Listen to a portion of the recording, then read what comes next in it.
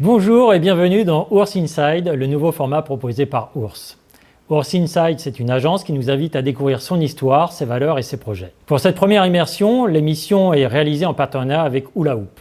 Hula Hoop, c'est une agence créative créée en 2010 par Cédric Morel et Émilie Renoux à Lyon. 13 ans plus tard, l'agence compte 60 collaborateurs, dont 47 à Lyon, car Hula Hoop est aussi présente à Montréal, Genève et depuis peu à Bruxelles. Cédric Morel, merci de nous recevoir. Tu es le président de Hula Hoop. C'est ça, bienvenue Mathieu. Alors Hula Hoop, on va tout de suite attaquer par le commencement, c'est-à-dire l'histoire. J'ai dit c'est une agence lyonnaise, mais j'aurais même dû dire croix-roussienne. Croix-roussienne, on voit aussi derrière montréalaise depuis quelques années. Oui, c'est une agence croix-roussienne. On a démarré tout petit sur un coin de table avec Émilie. Il n'y avait pas d'autre endroit où on pouvait atterrir qu'à la Croix-Rousse pour plein de raisons. C'est l'endroit de la création à Lyon, c'est l'endroit où tout simplement on se reconnaissait le plus, quoi. Ouais, parce que pour ceux qui ne sont pas lyonnais, la Croix-Rousse était une commune indépendante et a gardé avec la révolte des Canuts cette image de trublion un petit peu. Alors c'est pas qu'une image, c'est l'endroit où on a tous vécu, moi je suis lyonnais, des nuits d'enfer pendant des années. Vous étiez en hauteur, vous êtes descendu, vous n'êtes jamais beaucoup éloigné. Non. Globalement, c'est vrai que l'objectif c'est d'être vraiment ancré dans la ville, au cœur de la ville et de ce qui se passe. Ouais. Peut-être pour resituer, Émilie et toi, vous avez commencé directement dans la communication, vous venez d'un autre univers? Alors on vient de deux univers qui sont très différents.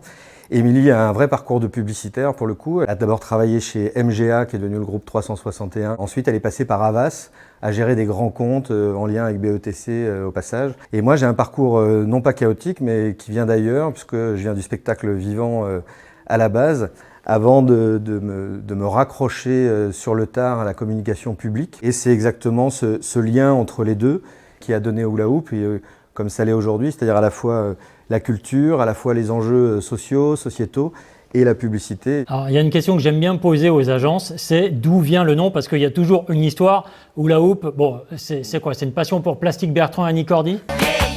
Viens danser le hula hoop. Non, alors on voulait vraiment une marque affective, c'était ça, une marque de plaisir, de jeu, parce que nous on a été bercés à la publicité des années 80 quand même, c'est aussi pour ça qu'on a voulu faire ce métier, ce moment où il y avait une liberté particulière dans la publicité. Et c'est sans doute la plus belle idée qu'on ait eue parce qu'on s'est rendu compte un petit peu plus tard, en allant un petit peu plus loin, Hula Hoop, c'est une marque qui est mémorisable quasi instantanément et qui nous a beaucoup aidé au fur et à mesure. Il y a un truc incroyable sur Hula Hoop, c'est qu'aujourd'hui la marque nous appartient mondialement, quoi. C'est un truc de...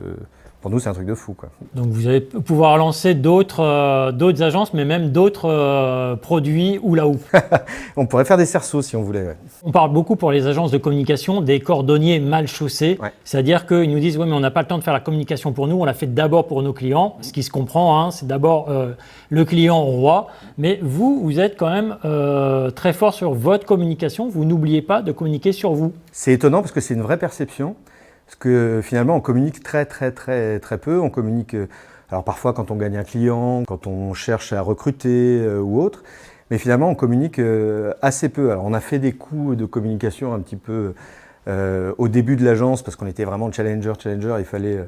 Il fallait s'inscrire. Mais aujourd'hui, finalement, on communique assez peu. Alors c'est vrai que dans la communication, il y a des gens qui intègrent aussi tout le volet culturel de l'agence.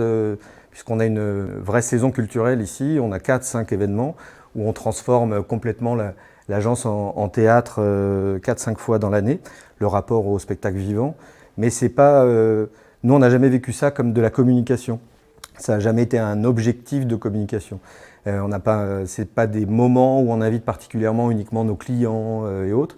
C'est vraiment des moments ouverts à chacun et dans un objectif vraiment culturel, quoi, pour le coup. Et d'ailleurs, Cédric, Hula Hoop, vous vous présentez comme l'agence des nouvelles cultures. C'est vraiment la façon dont on travaille. On dit qu'on crée et qu'on déploie des cultures de marque. Et c'est aujourd'hui une façon de faire notre métier au quotidien, à la fois dans les méthodologies en amont. Quand on crée les marques, on va développer tout un corpus, tout un langage autour de la marque et de sa propre culture. Et puis la publicité aussi qui a bien changé, c'est-à-dire que pendant des années, la publicité, c'était d'envoyer un grand message dans un média de masse, de parler presque à tout le monde et finalement d'avoir une cible très spécifique. Aujourd'hui, la communication, c'est de s'adresser à des micro-groupes et une marque va s'épanouir dans la relation culturelle qu'elle va développer avec ses communautés.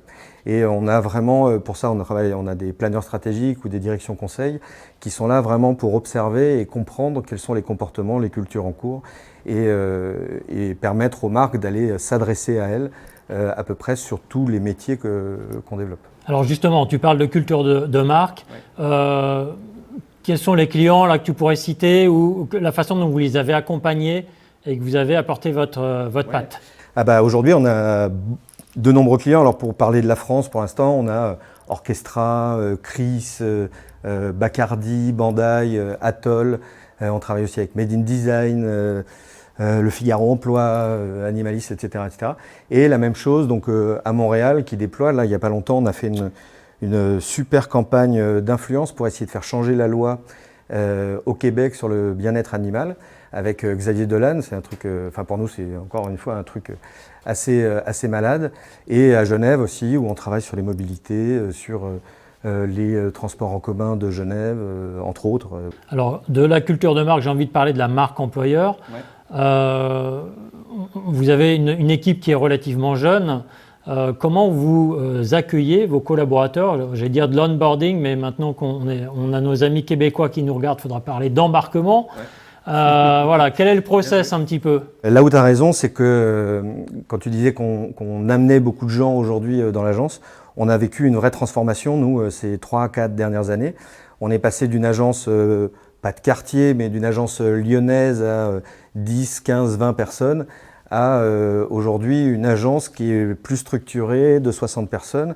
Et c'est vrai qu'en 2 ans, 3 ans, il a fallu amener plein de nouvelles personnes dans cette agence ici et à l'extérieur, parfois à 8000 km, et d'essayer de faire une vraie cohésion.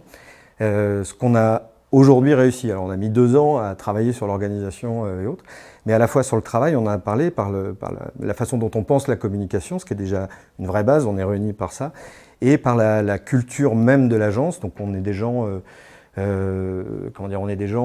une agence qui travaille bien ensemble, où les gens sont assez soudés autour de valeurs qui sont celles du progressisme déjà, qui est important. On parlait de notre regard sur la société. Et on est là, nous, pour aider les marques ou les entreprises à se transformer, à accompagner les changements en cours. Et pour ça, on est obligé d'y adhérer, en tout cas un petit peu. Et après, la fraîcheur, le lien à la culture, le collectif, qui sont des choses très marquées chez nous. Et le truc étonnant, c'est que vous êtes ici ou à 8000 km aujourd'hui, et on ressent à peu près la même chose, le même... Alors fraternité, c'est un mot un peu fort, mais presque, où on arrive vraiment à avoir une cohésion d'équipe qui est assez marquée et assez forte. Des profils très différents, parce que vous avez 6 métiers aussi différents aujourd'hui dans l'agence. Ouais. Alors on a 6 grands métiers, et en fait, en vrai, dans l'agence, il y en a peut-être une douzaine ou une quinzaine. Donc oui, il faut savoir relier des gens très geeks qui aiment la console avec des gens qui sont plus âgés en direction conseil, qui aiment la politique, etc.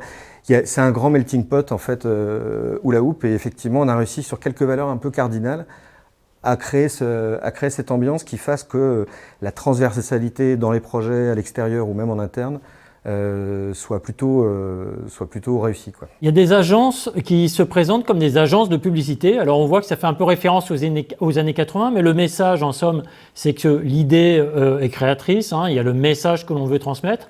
Il y a la majorité des agences qui se présentent comme des agences de communication parce que c'est 360 et le message, aujourd'hui, tu le disais tout à l'heure, il passe par de l'affichage, de la publicité digitale, sur les réseaux sociaux, en télévision, etc., etc. C'est beaucoup plus large qu'avant. Ouais.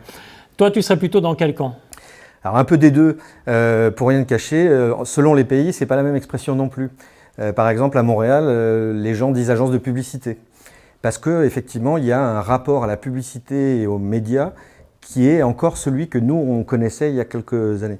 En France, effectivement, une agence de publicité, alors, Elle peut garder ce mot, mais de toute façon, comme nous aujourd'hui, elle est obligée de maîtriser le média, le social media, le digital et autres.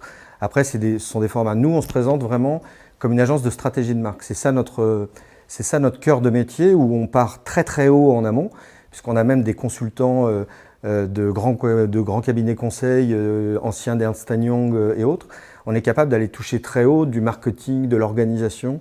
En tout cas, on arrive dans les moments où quelque chose se passe dans une organisation, dans une entreprise ou dans une collectivité, et on oriente un projet assez global de la marque, voire de l'organisation, et ensuite on redescend derrière. C'est pour ça qu'on dit stratégie de marque, parce que justement parce que le parcours client type chez nous, c'est d'avoir une vraie problématique sur le qui je suis, comment je suis et qu'est-ce que je fais, et ensuite d'aller tirer le fil pour accompagner la marque à moyen terme, voire à long terme, sur la transformation et de son image et de sa performance parfois commerciale également, quoi. Voilà.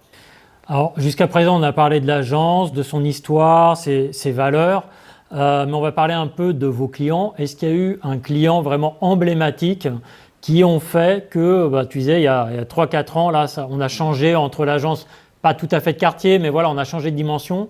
Quel est le client qui vous a fait passer plusieurs marches? Alors moi, j'ai un client de cœur, mais là, on parle de 2013-2014, donc c'était vraiment presque le début de l'agence. On était, tu le disais, sur le plateau, dans un tout petit espace, on devait être 7 ou 8. Et on a été assez fiers parce qu'on a gagné à ce moment-là l'appel d'offres sur un des événements culturels internationaux phares qui était l'ouverture du musée des Confluences. Alors tout le monde le connaît, hein, aujourd'hui quand on est à Lyon, ce musée, voire même en France, c'est un des phares de la ville de Lyon. Mais à ce moment-là, ce n'était pas une évidence que ce soit nous qui gagnions ce truc-là. Et on l'a gagné comme on sait faire, c'est-à-dire en mode très très très challenger. Je me souviens, on avait fait une réponse avec une caisse en bois comme une œuvre d'art. On a mis un peu de paille dessous, un miroir, je te dirai pourquoi, et une petite clé USB. Et on avait vraiment envoyé une œuvre d'art à la réponse à cet appel d'offres.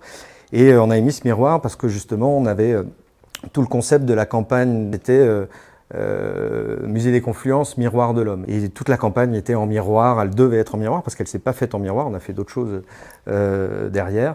Mais c'est quand même, c'est un moment clé pour l'agence, c'est un moment d'histoire presque, parce qu'on s'est retrouvé à l'ouverture, alors avec Jean-Philippe Corlin, je m'arrête juste dessus parce que Jean-Philippe c'était un vrai pote qui est parti donc il y a un mois de ça, sur un accident un peu bête, mais donc on avait fait ça ensemble et on avait ouvert ce musée des Confluences qui était à l'époque, je ne sais pas si vous vous rappelez, extrêmement décrié pour tous les dépassements de budget, par l'architecture qui était bizarre, etc., etc. Et on leur proposé en plus de ce concept-là une stratégie média qui avait été assez efficace, c'est qu'on avait dit ça ne sert à rien de parler du musée avant, parce que de toute façon on va avoir des retours négatifs, on va avoir du bad buzz en permanence, tout le monde râlait sur ce musée. Et on avait réussi quelque chose dans l'événement. On avait dit, en fait, les institutionnels, etc., ceux qui coupent les rubans et autres, on va les mettre à 17h. Et surtout, ce qu'on va faire, c'est d'inviter près de 20 000 Lyonnais dès le premier soir à rentrer dans le musée. Et en fait, les gens ont découvert ce musée qui, à l'intérieur, est juste absolument incroyable. Alors, on reste à Lyon, parce que Lyon, c'est la capitale de la gastronomie. Et forcément, j'ai envie de parler du CIRA, le salon de la gastronomie. Vous les accompagnez de quelle façon? Alors le CIRA, ils avaient une problématique, c'est qu'ils avaient toute une galaxie d'événements liés à la food et ils se sont rendus compte qu'ils avaient énormément de contenu. Et ils avaient une deuxième problématique, c'est que ces équipes-là travaillaient vraiment en silo, par événement. Et donc on a créé avec eux une marque assez globale qui est venue embrasser tous les événements food d'une galaxie qui sont les Bocuse d'Or, Omnivore ou le CIRA en tant que tel. Cette marque s'appelle CIRA Food et qui est devenue un média que vous pouvez aller consulter, cirafood.com. C'est un client sur lequel on a refait à peu près toute l'expérience client parce qu'on a fini en scénographie des salons. En termes de design, ça a été très fort et très pointu. Alors Cédric, je te parle beaucoup de clients régionaux, mais il y a aussi beaucoup de clients internationaux chez Hula Hoop. Et on va regarder ensemble un reportage sur Bandai Namco. Si je vous dis Dragon Ball, ça vous parle? Initialement, la maison mère est au Japon, mais qui vraiment s'est répandu et qui produit plus que du simple jeu vidéo. Ils ont vraiment à cœur de s'attacher sur ce mot-là, entertainment, et faire vivre des expériences à leurs différentes audiences, quoi. On s'est appuyé en fait sur un code culturel assez fort au Japon autour du manga qu'on appelle le Fukidashi. C'est la bulle tout simplement qu'on peut retrouver dans les différentes cases de manga. À travers en tout cas cette bulle, on est venu un peu retravailler en fait toute l'identité graphique. Mais le défi, après, c'est toujours un peu celui qu'on a, moi dans mon rôle en tant que direction conseil, c'est celui du trait d'union, c'est-à-dire de réussir à comprendre rapidement un contexte, un besoin, d'autant plus dans ce contexte-là international, et ensuite aller chercher derrière et se faire marier les bonnes compétences au sein de l'agence. Je parle déjà japonais. Mais oui, l'idée c'était de tout de suite se mettre dans le pas des équipes avec qui on travaille. Ouais. On a travaillé un peu là tout ce qui est l'identité, l'approche, comment ça va vivre en fait dans des supports entre guillemets print, que ce soit sur de l'affiche, sur du catalogue ou même juste de la signalétique. On a nos équipes digitales qui ont planché, on a refait tout le site e-commerce, on a reposé tous les templates social media. On a aussi, et c'est une des gros sujets pour Bandai Namco, repensé tout le chantier événementiel, c'est-à-dire que la marque elle est amenée à vivre sur des salons de hyper grande envergure. Donc tout ce qu'on avait imaginé commence à bien vivre en physique sur du salon de 600 mètres carrés, de 300 mètres carrés, etc. Donc là, pareil, à nouveau une grosse équipe design en interne. C'est carrément tout le studio en fait graphique, plus aussi la partie web design, en fait, la partie web en tout cas du studio qui a été aussi mise à contribution. Ce qui a été étonnant en fait, c'est la vitesse à laquelle on a réussi à produire en fait et à repenser tout ce territoire d'expression de la marque, parce que finalement on a fait une première réunion où on a eu ce besoin, cette demande exprimée, et puis Thierry a planché, on est revenu derrière avec 2 univers possibles qui étaient assez proches finalement l'un de l'autre autour de ce fameux Fukidashi, et au final à la fin de la réunion on avait déjà une piste de validée, et quand on regarde maintenant comment l'univers il s'exprime, en fait on se rend compte qu'on est hyper proche de la piste initiale, donc c'est ça qui est étonnant, c'est que ça allait hyper vite parce qu'on a compris, je pense tout de suite où était le curseur à mettre, comment le décliner, comment réussir à exprimer comme il faut sur le territoire international la richesse de Bandai Namco et qui a plu du coup derrière quand même. Alors Cédric, quand une agence a passé la décennie, a plus de 60 collaborateurs, est présent à l'international, c'est quoi l'étape suivante? Depuis le départ avec Émilie, on a nos étapes, on les construit au fur et à mesure parce que les objectifs, on les atteint les uns après les autres. Là aujourd'hui, l'enjeu, il est quand même de continuer à améliorer la qualité, la façon dont on accompagne réellement les marques, même si on commence à avoir atteint une vraie maturité sur le sujet.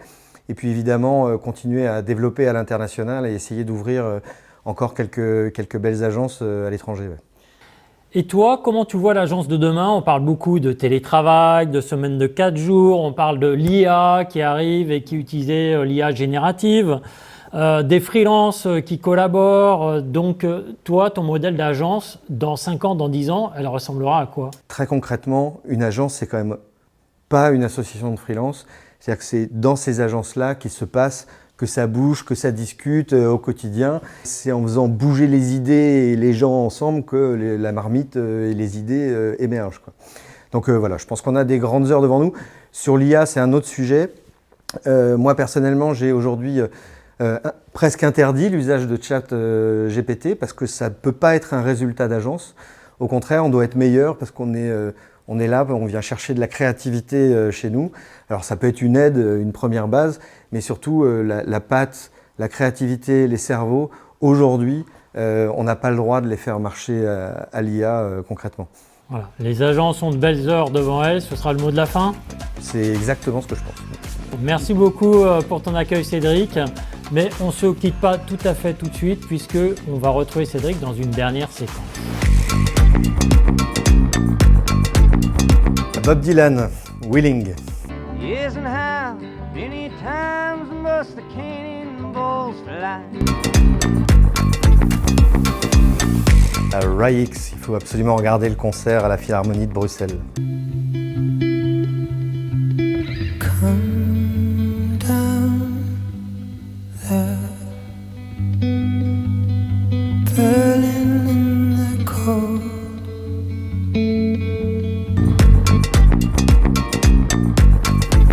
Musée des Confluences, Miroir de l'Homme.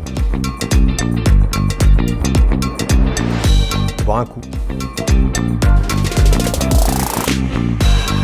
Couche-tard.